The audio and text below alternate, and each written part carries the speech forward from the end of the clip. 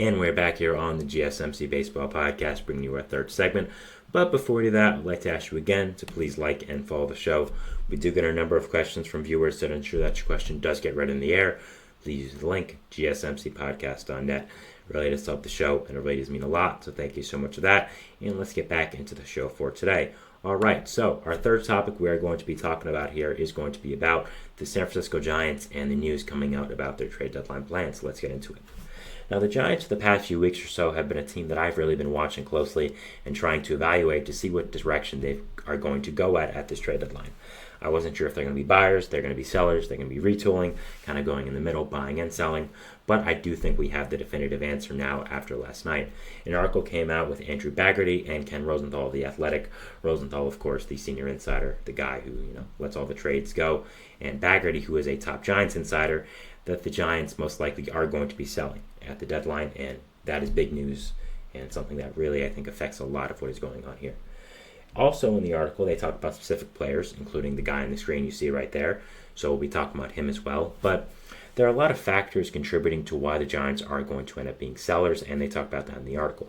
The first one is the luxury tax. The Giants have a lot of players on payroll, a lot of expensive players on payroll, and because of that, because of their underperformance as well, they decided that, it is just not worth it to carry all these players, and they really need to get these contracts off the books. And I think that's really one of the big reasons why they are trying to sell at this deadline and get rid of some players. Also, they've just been mediocre. I think that's really it. I've talked before of how I like this Giants team a lot. I like the reinforcements they're getting in the second half. But I did say that overall, I think it's a little too late. And I think that right now, the Giants agree with that sentiment. They look at where they are in the standings. They look at the teams above them. They look at what their roster looks like right now, and they're probably thinking to themselves, you know what, we really like who we're getting back. We really like this roster we have, but it's just not going to be good enough. It's just a little too late, and that's kind of it. I mean, you're looking at it right now. They are fourth in the NL West. The Diamondbacks are 8.5 back of the Dodgers. The Giants are 13. That's a significant amount of games. I mean, they're 6 games under 500 as well. I think they're kind of facing reality and saying, you know what, as much as we like the roster reconstructed, as much as we like the guys we're getting back soon, including Robbie Ray, who just pitched yesterday, Alex Cobb, who's coming back soon, it's just not it, and it's time to sell. And unfortunately, because I like this Giants team, I think that's the right decision. I think the Giants are going to take advantage of this seller's market where basically every single team, except like 5, are going to be buying, and they're taking advantage of that, saying, you know what, we have a lot of good players on this team. We like them, but we don't know if they're immediately part of our long-term future. So because of that, we're going to take advantage of that, and we're going to sell. And in the article, it specifically mentioned that Blake Snell has drawn a ton of interest from a lot of teams, which I find fascinating. I think the Giants really have the chance to just really turn this trade deadline on the top of its head and just really make it much more interesting than I thought it could be. The Giants have a ton of players that could be available for trade that I think would really, really make this deadline interesting. And Blake Snell, to me, is one of them. I think Snell, would really become the biggest trade chip on this entire market, and I think every single contending team will want to get him. It's true that he's not having his best season with San Francisco. That is very true.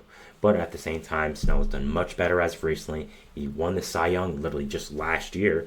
So there's still a lot of pedigree with Snell, and I think a lot of teams that wanted him in the offseason could be knocking on this door saying, you know what, we're not going to get a second chance again to get one of our guys like this. And I think that Snell, honestly, is likely to be traded, and I don't think that was something we were really expecting just a few days ago. So overall, I think that Snell is someone that could go, or is likely to go, and after that, you have to look at other guys who are on 1 to 2 year deals for this Giants team. Matt Chapman, is he likely to go? I'm not sure. I think a lot of teams would love to have him. I mean, one of the best third basemen in all of baseball. Are the Giants going to go farther and trade Camilo Duvall? That's something else that's interesting. I think Mike Conforto is going to be gone. I think Wilmer Flores is going to be gone. I think Mike Yastrzemski is going to be gone. I think Lamont Wade could potentially be gone. I think Alex Cobb is going to be gone. I think they'll listen to offers on Robbie Ray. So there's a lot of interesting things now about this Giants team, what they could end up doing at the deadline, and I think that overall they really have a chance to just make this deadline a lot more interesting than we expected, and it is going to be really interesting to see how far they go, because I think it's clear at this point that the Giants are going to be sellers. They are going to trade a lot of their players, but how far are they going to go? With Blake Snell, he is on really a 1 year deal. Yes, he has a player option for next year, but I don't really think he's going to exercise that if he continues to do as well as he has recently, because he's going to get a big contract if that stays the way it is. So because of that, I think he's going to be traded.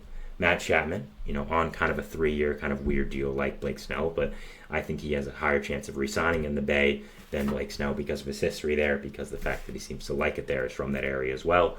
So are they going to trade him?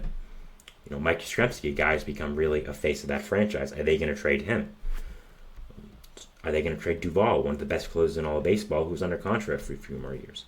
It really is interesting to see how far they go. I think the main guys that are going to be traded are Taylor Rogers. I think they want to get that contract off the books, and I think a lot of teams would really like to take in a very good lefty reliever that can, pitch really well in the 7th or 8th inning. I think Mike Conforto they would like to get him off the books as well, mainly because of his contract. He's a very okay player, but for his contract, I don't think it's really worth it. So I think those two guys are definitely gone. I think Wilmer Flores could be gone. Not exactly sure what his value is, but I think also something that's interesting with Blake Snell, and I saw Jim Bowden bring this up on Twitter, that is, you have Garrett Crochet now probably not being traded because of, the big thing he threw out, which is that he's not pitching without a contract extension in October. You have Tarek Skubal, who the Tigers were probably never going to trade. And because of that, the Giants are seeing, these two guys who are top of the market aces, who are also happen to be left-handed pitchers, which I'm sure factors in, they're probably not likely to be traded. The Giants probably saw that and said, as much as we love Snell, as much as we maybe want to go for this, we might have to take advantage of this market. And I think a lot of teams who would like to get Snell, who would like to get a Crochet, who would like to get a Skubal, are now seeing that, Snell is available and like, okay, this is the guy we have to pivot to. So I think because of that, because of the decisions that have been made by other teams about their players, I think that they realize, this is a seller's market. There's really right now only 5 or 6 teams that we know are going to be selling, and we have a lot more ammunition to sell than these other teams do. Let's take advantage of that. Let's finally try to get out of mediocrity that we've been in the past few years or so, and take advantage of this market and sell off these guys. I mean, you can get a lot for Blake Snell. You can get a lot for Matt Chapman. You can get some contracts off the books and help your future situation, getting off Conforto and Rogers contracts. So I think that overall, this is going to be very interesting to watch in the next upcoming days, seeing what the Giants do at this deadline, seeing how far they go with this sell-off, and yeah, I'm really, really interested to watch what happens. If I'm going to be honest, I think that Snell gets traded. There's a team I have in mind specifically for him, which I'll go over on Monday. Hopefully he's not traded over the deadline, because that would suck, because I really want to go over everything. So selfishly, I'm hoping that there's not many trades over the deadline, so I can go over. I don't have to trade anything. I don't have to change anything about my trade list on Monday. So yeah, I think now the big question we have to ask ourselves about this Giants team is, what does their future look like? Selling off these players that we assume they will, are they going to be rebuilding fully next year? Are they going to be trying to replace some guys through signings, young players coming up? Are they going to trade for MLB-ready prospects? Are they going to be, again, fully rebuilding? What is going to be going on here? I think that that's a really interesting situation we have to ask ourselves. And I'm not sure. I think I really have to look at what they do at this deadline, see how many players they trade, and overall what is going to happen with them, and just what decisions do end up being made by the Giants front office, by the Giants team. And it's going to be very, very interesting to watch over the next upcoming days what decisions the Giants do end up making overall.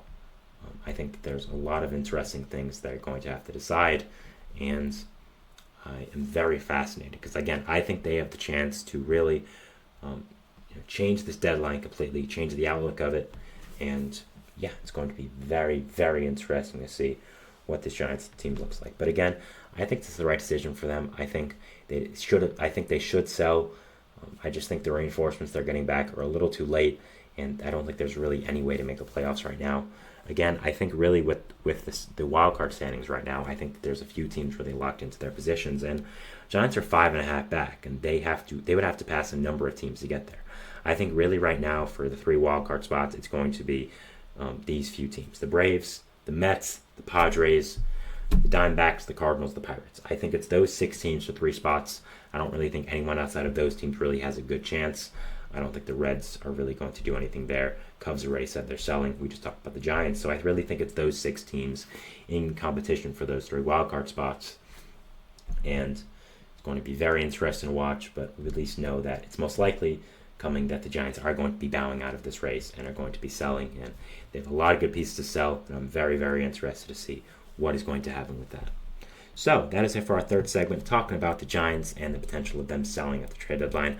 We're moving into our fourth segment here, which is going to be talking about the Texas Rangers and the fact that it has officially come up they are going to be buyers at this trade deadline, going over that, what it means for the entire league, and talking about it. So we'll talk about that, and we'll see you after the break. So thanks, and bye.